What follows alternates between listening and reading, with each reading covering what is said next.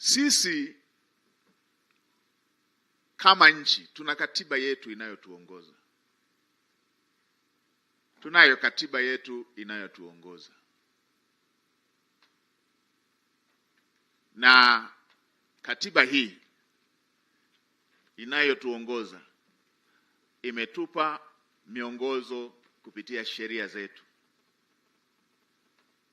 ambazo ndizo tunazotumia katika kuendesha mambo yetu kama taifa. Tuna katiba na tuna sheria. Haya mambo ni nzuri sana kwa kila Mtanzania kuwa anayafuatilia, anayaelewa na anayafuata.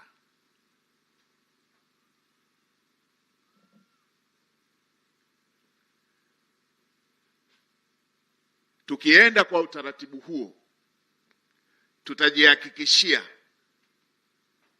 uhai wa taifa letu na tutajihakikishia uhai wa wananchi wa taifa letu, kwa Watanzania wote. Katiba imetoa majukumu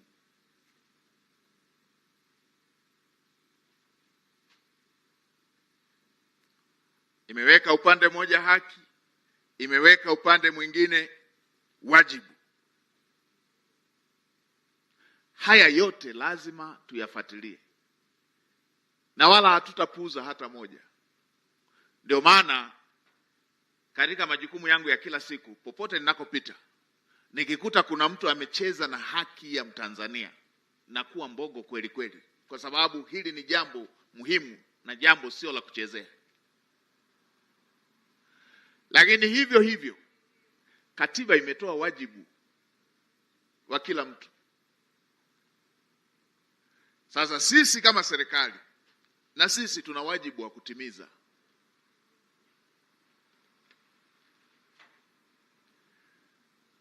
Tunapokuwa tunatimiza wajibu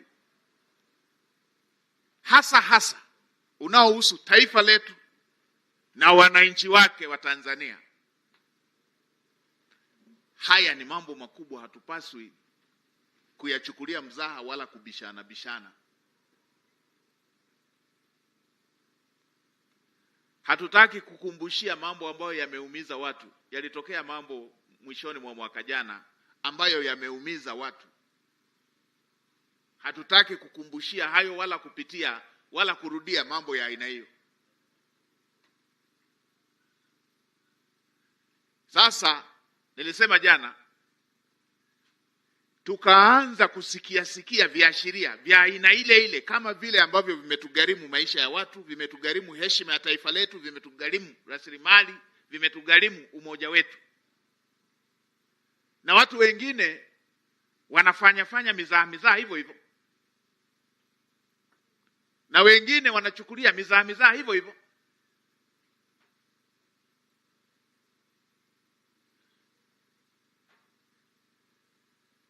Sasa nilisema jana,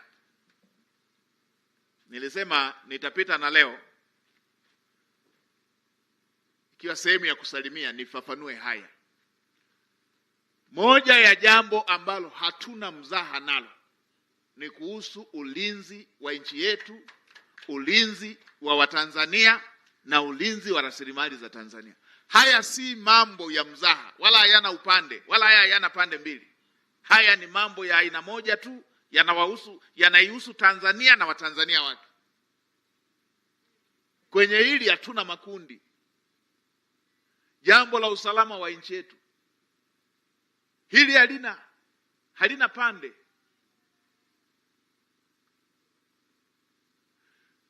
Tanzania ina vyama vya siasa, lakini hivi vyama vya siasa vipo tu kwa sababu kuna Tanzania. Hata dini zetu tunaweza kufanya hizo ibada kama pana amani. Pakichafuka, waulizeni walioko kwenye machafuko kama wanakumbukaga ibada. Kwa hiyo panapokuwepo na viashiria vya kukosekana kwa usalama wa nchi, hicho ndio kipaumbele. Lazima tushughulikie kwanza jambo hilo. Lazima tushughulikie kwanza jambo hilo. Sisi kama serikali wala hatuna ugomvi na vyama vya siasa. Hata mimi mwenyewe nina chama changu. Hatuna ugomvi. Hatuna ugomvi na chama chochote cha siasa. Hatuna ugomvi na vyama vya siasa, viko kikatiba. Wala watu wasije wakachanganya haya mambo. Hatuna ugomvi na vyama vya siasa. Lakini tuna jambo ambalo tuna wajibu nalo la kuhakikisha nchi yetu iko salama na Watanzania wako salama. Na hilo ni jambo la kipaumbele. Hilo ni jambo la kipaumbele. Hatupuuzi. Hatupuuzi hata chembe chembe yoyote linapokuja jambo la usalama wa nchi yetu na usalama wa wananchi wake.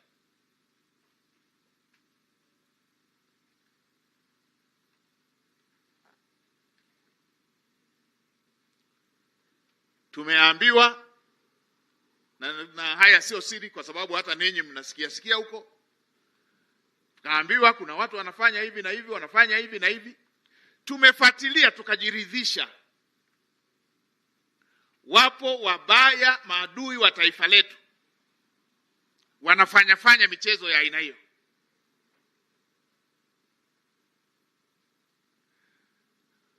Wanataka kuwatumia vijana wa Kitanzania kwa maslahi yao binafsi. Kama serikali ambao tuna wajibu wa kulinda nchi yetu, tuna wajibu wa kulinda maisha ya Watanzania, tuna wajibu wa kulinda rasilimali za Watanzania, hatuwezi kupuuza jambo la aina hii.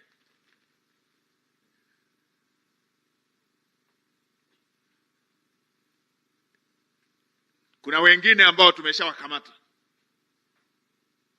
Wapo ambao wao wanalipwa, wanataka wawaandikishe vijana wa Kitanzania wawapeleke barabarani, na wameleta na watu wa kuwapiga vijana wa Kitanzania ili baadaye waichafue nchi yetu. Haya mambo hatuwezi tukaruhusu.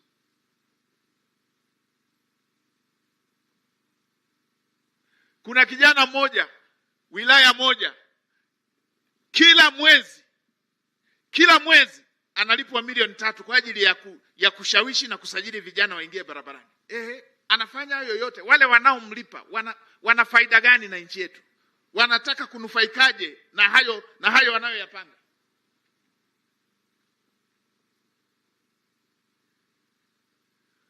Haya mambo lazima Watanzania tuambizane ukweli. Kuna watu wana nia mbaya na nchi yetu.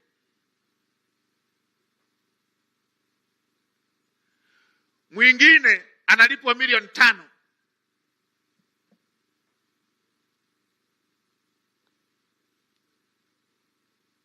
Na tulipomuuliza ametoa siri nyingi tu.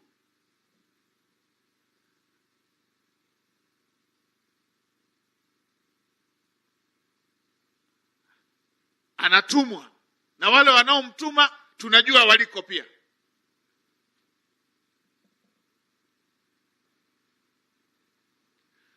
Na wale wanaomtuma na wao wanafugwa, wanalipwa kwa ajili ya shughuli ya aina hii.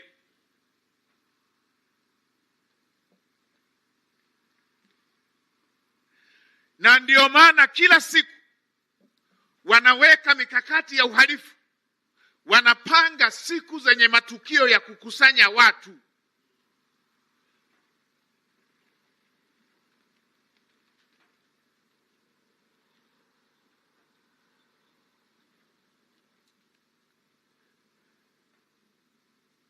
Ndio maana siku ile moja yule akakamatwa, wakiwa wametangaza Disemba, tarehe 9 Disemba, moja akakamatwa pale mpakani akiingia na mabomu.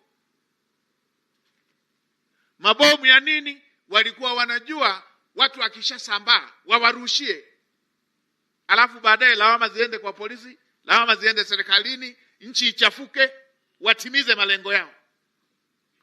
Watanzania, hii michezo tuikatae na wala tusipe nafasi.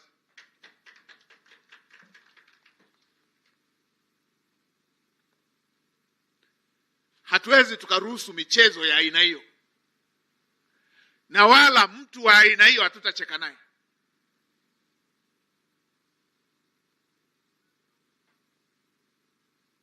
Hatutacheka na mtu aina hii.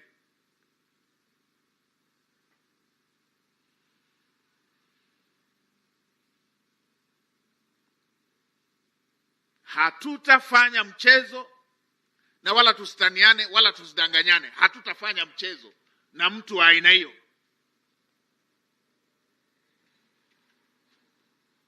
Mimi wasifichi, hatutafanya mchezo na mtu wa aina hiyo.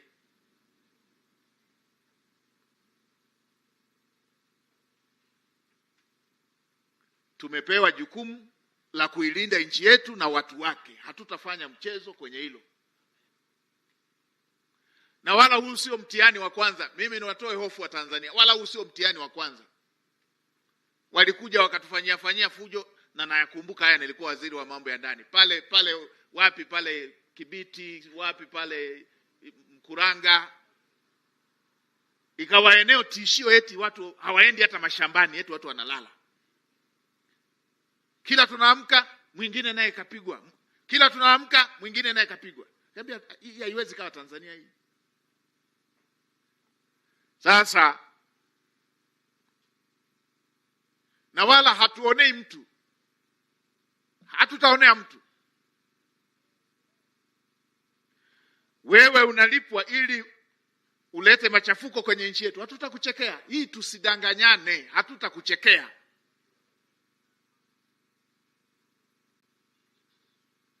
Na vyombo vya ulinzi na usalama, sikilizeni, wala msiogope. Mtu yeyote anayetaka kuvunja amani ya nchi yetu, wala msimchekee. Ndio. Wala tusidanganyane. Tutaambizana ukweli tu. Atudanganyani, tunaambizana ukweli.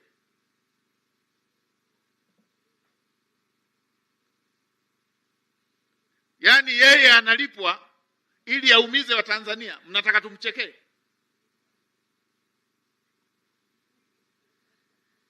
Mnataka tumchekee?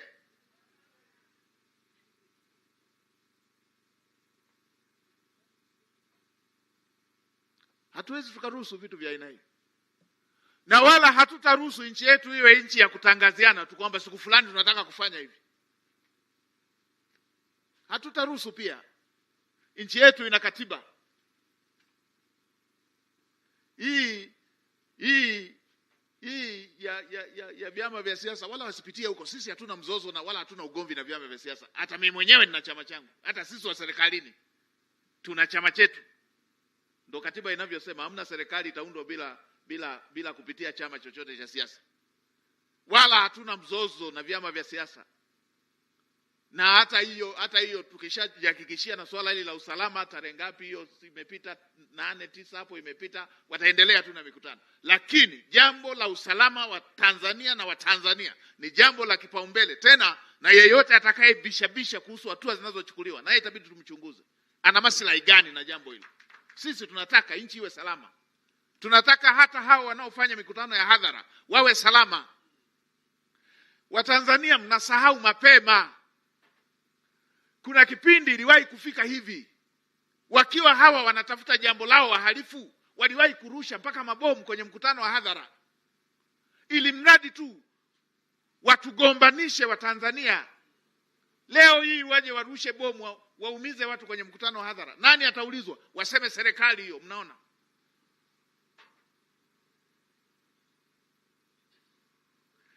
Sisi tuna taarifa na tumeshakamata, na wametupa taarifa wale tuliowakamata.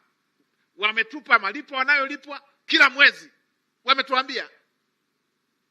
Na mengine ni ya kiusalama, hatutasema zaidi. Na silaha.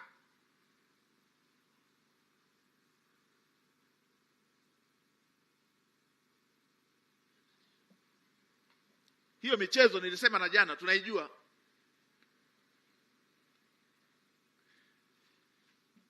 Kama huhusiki na kupanga mipango michafu, usiingilie hatua ambazo serikali na vyombo vya ulinzi na usalama vinachukua kuwahakikishia Watanzania usalama. Watanzania wanataka walale wakiwa salama, wafanye kazi zao wakiwa salama, na sisi tutapambana na wale wanaotaka kuwatumia watoto wa Kitanzania.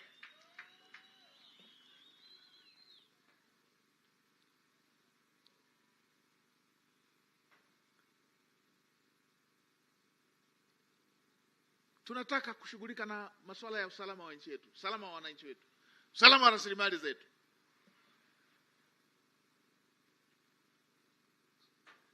Sasa ninyi fikirieni tu, wewe kijana mwenzako amechukuliwa hoteli ya kitalii, analipwa milioni 5.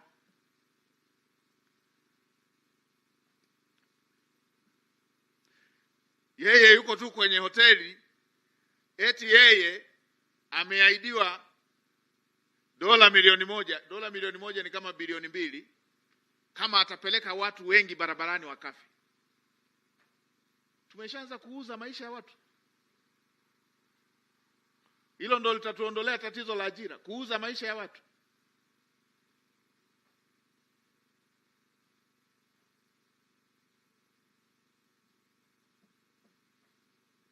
Haya ni mambo yanayoudhi na kila Mtanzania lazima tuyakatae. Lazima tuyakatae mambo ya aina hiyo. Tukiyachekea mambo ya aina hiyo, kuna siku tutaamka hatuna taifa.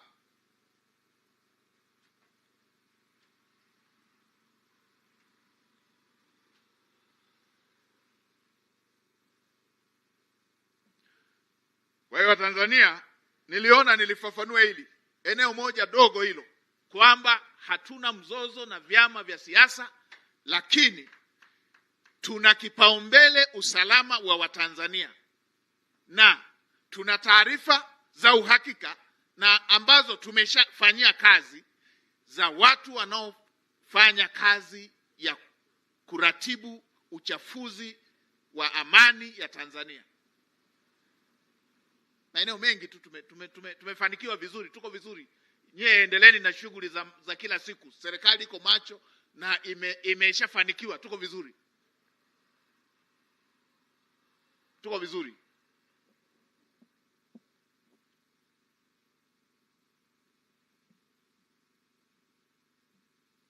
Lakini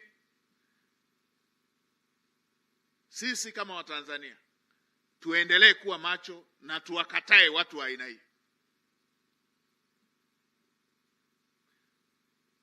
Tuwakatae watu wa aina hii. Na jana nilisema wasiwapeleke watoto wa Kitanzania barabarani kwa kutumia magrupu ya WhatsApp. Yuko huko sijui Japani, yupo huko sijui wapi huko, wapi huko sijui wapi huko, sio Japani, wapi huko sijui wapi huko, mnawaona kwenye magrupu yao ya WhatsApp yale. Yuko wapi huko nje ya nchi, wapi huko nje ya nchi, anakuambia kwenye grupu la WhatsApp, nenda pale. Wanamtumia yule ambaye wamemlipa, nenda kasambaze na hivi vipeperushi. Yeye amelipwa, analipwa kila mwezi. Inawezekana na watoto wake walishawachukua wanamsomeshea. Amejitoa hivyo. Wewe anakuambia wewe nenda tu. Nini? Anakupatia chupa yenye petroli. Yeye kapewa milioni 5, wewe anakupatia chupa yenye petroli. Yeye amehakikishiwa kulipwa watu wakifa. Wewe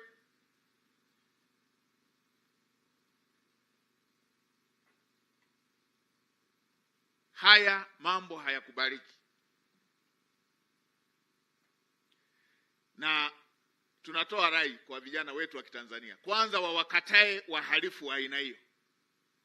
Na sisi serikali tutashughulika na hao wahalifu. Hii hata sifichi, wahalifu wa aina hiyo tutashughulika nao.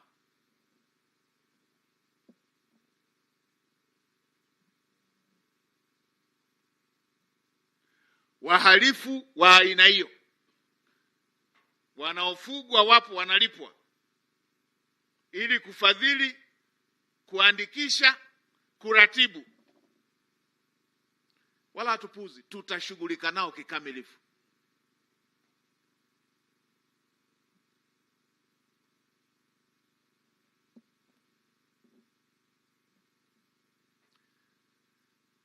Hawa watu hawa hawa wanaharakati hawa mnaowaona hawa, basi tu tunasahaugi, tunaachaga kufuatilia, tunasahau mapema tu. Hawa hawajawahi kuwa na jema na nchi yetu, hawajawahi kuwa na jema na nchi yetu.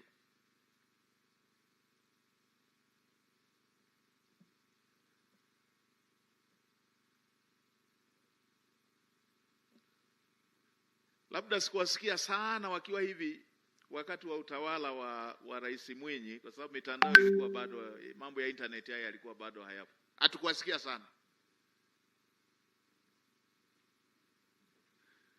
Tukaanza kuwasikia kidogo wakati wa serikali ya awamu ya tatu ya Rais Mkapa. Mitandao haikuwa sana.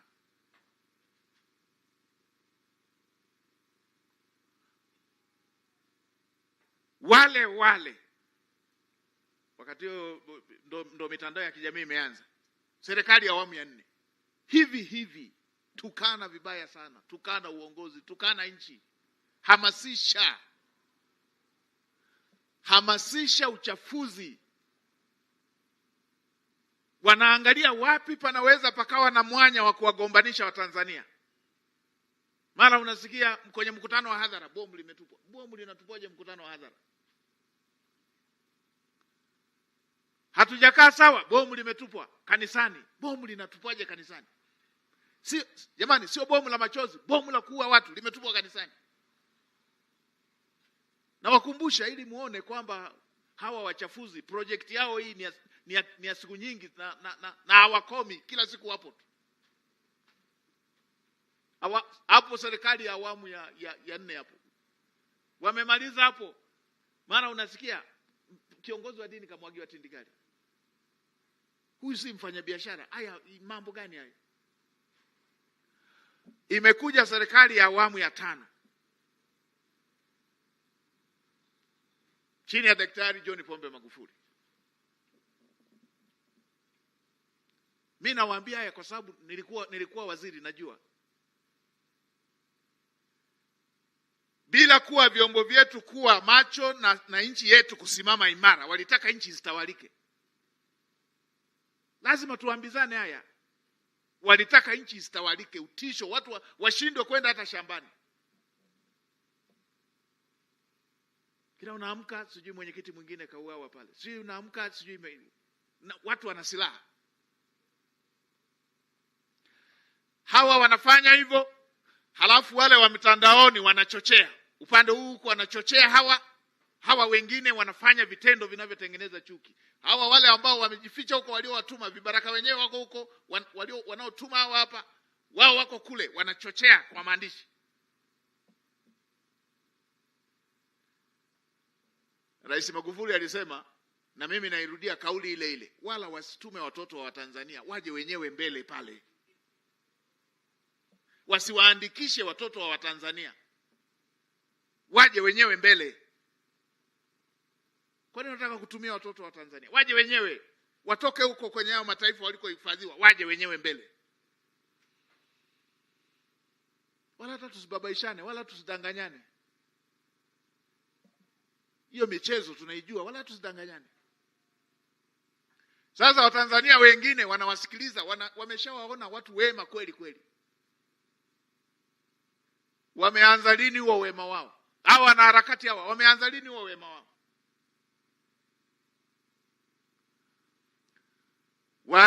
Wengine wanadhani labda wameanza kwa Samia hapa. Walimtukana Rais Magufuli. Matusi yote uliowahi kuyajua kuwa ni mabaya, yote.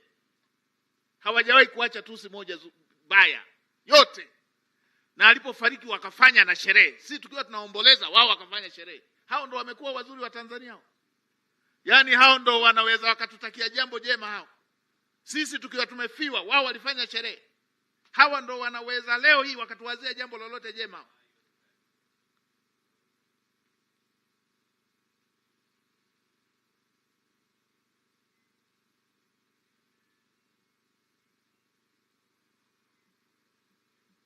Sasa mimi nilifundishwa wakati nachunga, nisimuache hata mtoto wa mbuzi anayechechemea kalala porini. Nitashughulika nao kisawasa wa hawa wanaoleta fujo.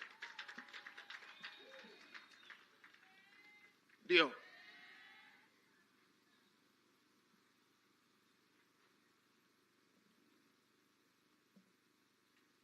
Ndio. Wala sisemei sehemu ya kujificha ficha. Mtu akivunja sheria anachukuliwa hatua za kisheria.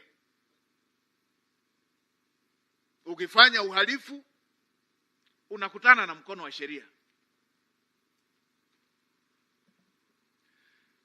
Rai yangu kwenu wa Tanzania, hawa wana mpango ulio kamili na ninyi hamujui. Msiwatengenezee mazingira ya kutekeleza mpango wao.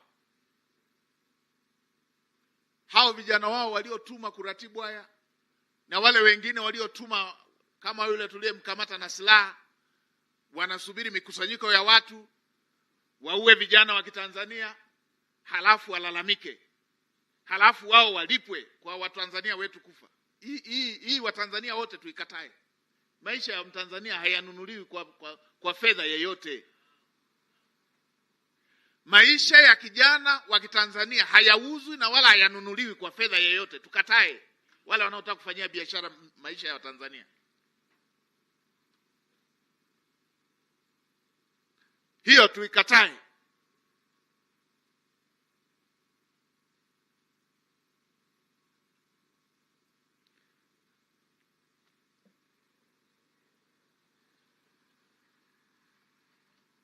Kwa hiyo ndugu zangu wa Tanzania, wala tusibishane kuhusu mikutano ya vyama vya siasa. Hiyo ipo kikatiba, ipo tu. Sasa hivi tushughulikie jambo la usalama wa nchi yetu na usalama wa Watanzania na usalama wa hao walioko kwenye hivyo vyama vya siasa. Tudhibiti michezo ya wahalifu.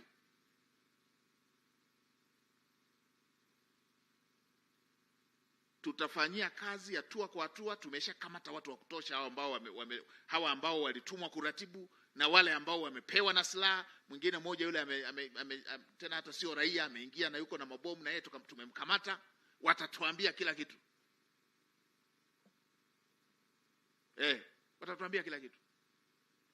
Na wale wanaolipwa kazi yao ni hiyo tu. Vijana wenzangu, wewe unakubalije mwenzio yeye analipwa kila mwezi, analipwa mamilioni ya pesa, wewe anaje ya kushawishi tu kwamba siku hiyo twende ufanye hivi, siku ile twende ufanye hivi. Anakuletea kijipeperushi, yeye amepewa hela.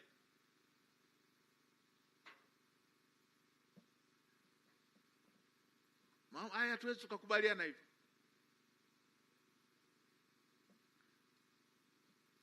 Yaani milioni 5, mwenzao miezi 10 tu ana milioni 50.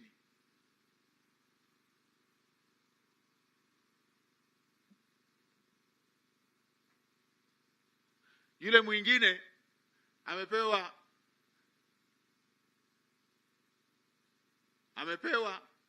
na ameahidiwa dola milioni 1. Dola milioni 1 kama watu watakufa wengi. Hatuwezi tukauza maisha ya Watanzania namna hiyo. Na wala hatuwezi tukaruhusu mambo ya aina hiyo. Hatuwezi tukaruhusu mtu afanyie biashara maisha ya Watanzania.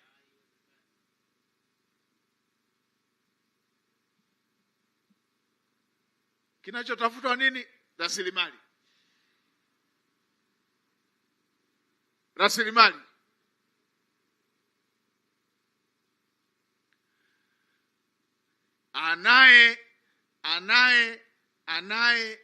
Anayebisha hili na yeye hana hizi taarifa sisi ambazo tumewakamata hawa, atuambie ana mpango gani? Atuelezee ana mpango gani? Atuambie ana mpango gani?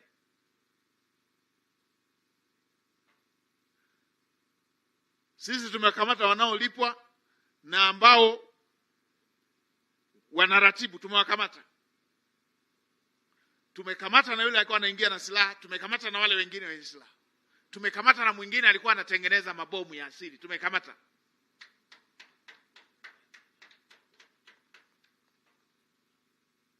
Wewe unayetaka tuache uholela huku kuna watu tumeona wanaratibu jambo la aina, una maslahi gani na jambo hilo?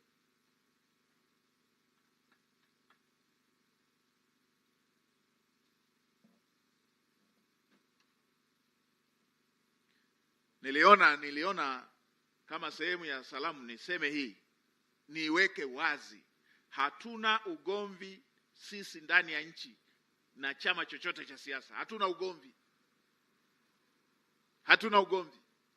na chama chochote cha siasa, lakini tuna jambo kama nchi ambalo ni kipaumbele: usalama wa taifa letu, usalama wa Watanzania, na lazima tulinde rasilimali za nchi yetu. Na hatuwezi kuruhusu uhalifu ukatawala. Hatuwezi tukaruhusu kwamba watu wamejifungia tu huko, si taifa gani, wao wanatupangia tu kwamba siku fulani tunafanya, wanatafuta tu tarehe wanataja. Hatuwezi tukaruhusu hicho kitu. Wajaribu nchi nyingine, sio Tanzania. Sisi hatuwezi kuruhusu hivyo.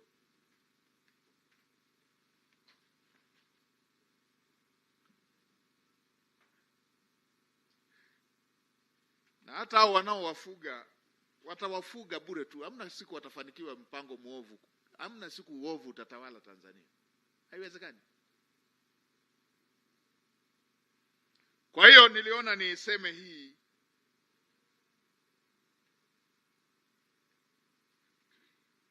Wanatafuta watu wengi, watu wengi watafute siku za mikusanyiko, wala hatutaacha watu kufanya shughuli zetu za kila siku ndani ya nchi. Hatutaacha Watanzania washindwe kufanya shughuli zao za kila siku kwa sababu kuna watu wanapanga mipango miovu. Tutashughulika na waovu.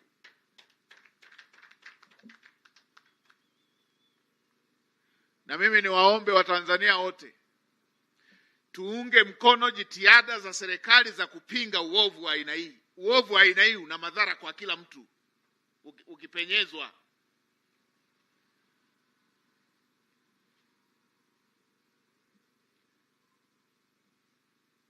Sasa inatokea watu wana sikukuu yao ya Idi, wanasema tutafanya siku ya Idi. Inatokea watu wana sikukuu yao ya Pasaka, tutafanya siku ya Pasaka. Inatokea watu wana sikukuu yao ya Krismasi, basi tutafanya Krismasi. Inatokea watu wana sikukuu yao ya Sabasaba, basi tutafanya Sabasaba. Arikona ufurua ndo hawa.